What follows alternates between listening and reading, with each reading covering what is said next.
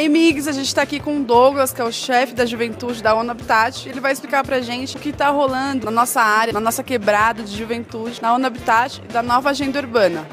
Well, we have a big session going on talking about all the different projects we're doing. Youth project in Mogadishu, Somalia, where we're creating safe space for young people. We have youth projects in Kigali, Rwanda, project in Asia. We have lots in Latin America. And so we do two things. One hand, we do lots of projects and programs that make getting young people livelihoods, making them healthier, safer. We also, as a UN agency, we're really better at doing the research side. So we report lots of reports like this and such. We do research and policy and trying to change the way people think about cities generally as my agency, but youth more specifically. I mean, young people are often seen very negatively. They're often seen as not positive change agents. They're just seen as protesters or whatever, and we know that young people can affect positive change. So that's what we're there for, affecting positive change. Mas afinal, para que serve a Habitat 3? Essa conferência que está reunindo várias pessoas do mundo todo, organizações, prefeitos. Não é uma negociação, não é um plano de ação.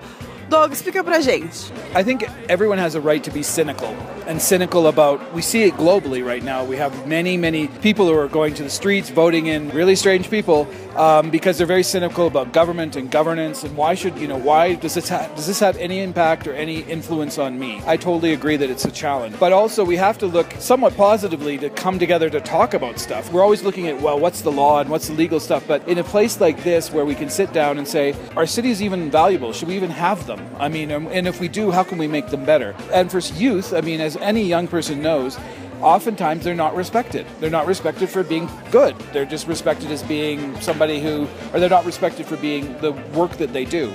There's so many young leaders out there. We don't recognize them for what we do. We often say, oh, they'll be the leaders of the future. You know, they'll happen something. They're just a project. That's not true. I don't think we've reached that point with cities as we did with the environment with Rio Plus 20, where we could start thinking that way. We're still kind of trying to think, okay, are cities a good thing? I think we've kind of figured out that cities can be positive. I mean, if they're done right. You know, if we have proper public transportation or education or, safe spaces for young people too. So I think this is a first step. And I realize, for many activists and other people would say, well, why don't we have this binding? I just think it's incredibly complex and complicated. So maybe next 20 years from now, we'll have it as a binding resolution.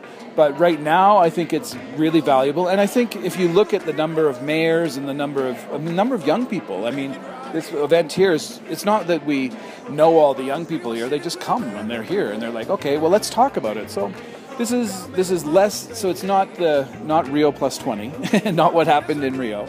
But nonetheless, I think it's a good first step.